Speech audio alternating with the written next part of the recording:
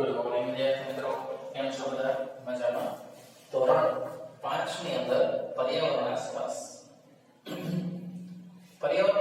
ની અંદર મિત્રો આપણે 18મો પાઠ હવે અમે ક્યાં જઈએ એ ચાલુ છે. પેજ નંબર 171 171માં પેજ ઉપર.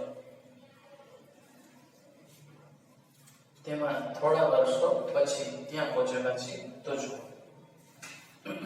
અહીંયા અનુજ સિંદોરીમાં થોડા વર્ષ રહ્યો. તેના બાળકો પણ મોટા થઈ ગયા, પરંતુ અનુજનું દિલ અહીં સિંદોરીમાં તો હતું જ નહીં. તે હજી પણ તેના જૂના ખેડી ગામને યાદ કરી રહ્યો હતો. પરંતુ ત્યાં હવે ખેડી ન હતો, ત્યાં મોટો બંધ હતો તથા ખેડી અને તેની આજુબાજુનો પાણીથી ભરેલું મોટું તળાવ હતું. જોયું મિત્રો, ખેતી કરવાની જે જમીન છે એની જગ્યાએ બંધ બની ગયો હતો અને ત્યાં પાણી ભરેલા તળાવો હતા. અનુજે વિચાર્યું, જો આપણે રણનોતરિયા મહેમાન કહેવાતા હોઈએ તો આપણે બીજી કોઈ જગ્યાએ જતા રહીએ જ્યાં આપણા સ્વપ્ન સાકાર થાય. અનુજે તેની જમીન અને પશુ વેચી દીધા અને મુંબઈ આવી ગયો. અહીં તેણે પોતાના પરિવાર સાથે નવું જીવન ચાલુ કર્યું. તેનું ફક્ત એક જ સ્વપ્ન હતું કે તેના બાળકોને શાળાએ મોકલવા, સારું ભવિષ્ય અને સારું જીવન આપી. મિત્રો, બહુ જ વધારે મુશ્કેલ છે નવા સિટીની અંદર કોઈ વસ્તુ શરૂ કરવી. અહીંયા તમારું કામકાજ ચાલુ હોય અને બીજા સિટીમાં જાઓ, તમે શું કામ ધંધો કરો? આ વાત શરૂ થાય છે. કોઈ પણ વસ્તુ છે એ એમને નથી મળી જતી મિત્રો, બહુ વધારે પડતો પરિશ્રમ કરવો પડે છે. અહીં પણ વાત તો સરળ ન હતી, પરંતુ તેને આશા હતી બધું સારું થઈ જશે. મુંબઈ જેવા સિટીમાં રોટલો છે, ઓટલો નથી, રહેવાની જગ્યા નથી, પણ કામ તમને ગમે તે મળી જાય. અનુજે તેના એક રૂમના ઝૂંપડામાં સમારકામ માટે પૈસા બચાવવાનું ચાલુ કર્યું. તેના સગાવાલા તેને કહેતા કે આના પર પૈસા બરબાદ ના કર, કોને ખબર આપણે અહીંથી પણ ખસવું પડે. મુંબઈમાં આપણા જેવા બહારના લોકો માટે કોઈ જગ્યા નથી. અનુજ ડરેલો અને ચિંતામાં હતો. તે વિચારતો, અમે સિંદુરી માટે ખેરી છોડ્યું, પછી અમે સિંદુરી છોડી મુંબઈ આવ્યા. જો અમારે અહીંથી પણ ખસવું પડે તો અમે ક્યાં જઈશું?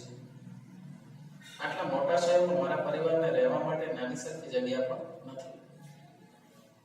વિચારો, અનુજભાઈ જ્યારે મુંબઈ જતા હતા ત્યારે તેણે શું વિચાર્યું હતું? મુંબઈ વિશે તેમણે જે કલ્પના કરી, શું મુંબઈ કેવું હતું? મિત્રો, આપણને ફિલ્મમાં, પિક્ચરમાં મુંબઈ સિટી છે એ જોવા મળે, ખૂબ સારું લાગે, પણ મુંબઈ છે એની અંદર જીવન બહુ કઠોર છે. મુસાફરી છે એટલી લાંબી કરવી પડે ટ્રેન દ્વારા, અને ટ્રેનમાં તમને જગ્યા પણ ના મળે, ઊભા રહેવાની જગ્યા પણ ના મળે, એટલું સખત, બહુ વધારે પડતી ત્યાંની પબ્લિક બહુ વધારે છે. આખા ભારતમાંથી ત્યાં કમાવા માટે જાય છે. સમજ્યા? તમારા વિચાર, અનુજભાઈના બાળકો મુંબઈમાં કેવા પ્રકારની શાળામાં જતા હશે? સરકારી શાળામાં.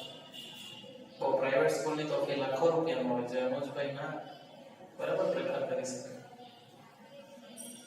સારું, એના પછી પેજ નંબર 173 ઉપર તમે એવા કોઈ પરિવારને જાણો છો કે જેઓ તેમની જગ્યાએથી તમારા ગામ કે શહેરમાં રહેવા આવ્યા હોય? તેની સાથે વાત કરો ને શોધો.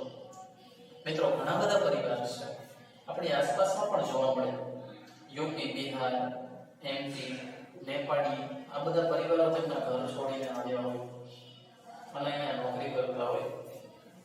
તેઓ ક્યાંથી આવ્યા? અહીં શા માટે આવવું પડ્યું? ત્યાં કેવા પ્રકારની જગ્યામાં રહેતા અને નવી જગ્યા જૂની જગ્યાની સરખામણીમાં કેવી લાગી? આવા બધા આપણે પ્રશ્નો પૂછવાના છે. શું તમને ભાષાને રહેણીકરણીના લોકો અહીંથી જુદા લાગે છે? તેમની ભાષાના થોડા શબ્દો શીખો અને નોટબુકમાં લખો. આ પ્રવૃત્તિ છે. જે તમે ન બનાવી શકતા હો તેવી કોઈ વસ્તુ બનાવવાનું તેઓ જાણે છે? જો હા, તો શું? તમે ક્યારેય શહેરની ઝૂંપડપટ્ટી ખસેડાવી એવું વાંચ્યું કે સાંભળ્યું છે? આ વિશે તમને કેવું લાગે છે? ઝૂંપડપટ્ટી ખસવાની ઘણી બધી ઘટનાઓ બને છે. ડિમોલેશન કહેવાય. લોકોએ તેમની નોકરીમાં બદલી મળે ત્યારે એક જગ્યાએથી બીજી જગ્યાએ જવું પડે છે. સ્થળાંતર પછી તમને કેવું લાગે છે? આપણી આસપાસ આપણા ઘરની આજુબાજુ જેટલા માણસો રહે આપણે તેની આદત પડી ગઈ હોય સમજ્યા એટલે એ આદત છે એટલા માટે મિત્રો આપણે હંમેશા ધ્યાન રાખવું એ આદત હંમેશા છોડવી જોઈએ નહીં કેટલાક લોકો કહે છે શહેરમાં લોકો કચરો પેદા નથી કરતા શહેરો ઝોપડપટ્ટીના કારણે ગંદા છે તો તમને આ વિશે શું લાગે છે તો ચાલો મિત્રો આજે પેજ નંબર 171 થી 173 સુધી આપણે કરેલું છે તો પેજ નંબર 171 172 અને 173 આ ત્રણેય પેજ તમારે તમારી બંને બુક્સમાં વાક્ય અને નોટબુકમાં એક વાર એટલે બે વાર લખવાના છે બરાબર આ વસ્તુ ખાસ યાદ રાખજો તો ચાલો મિત્રો આપણે મળશું આપણા નેક્સ્ટ વિડીયોમાં ત્યાં સુધી બધા મિત્રો ઘરે રહો સુરક્ષિત રહો થેન્ક યુ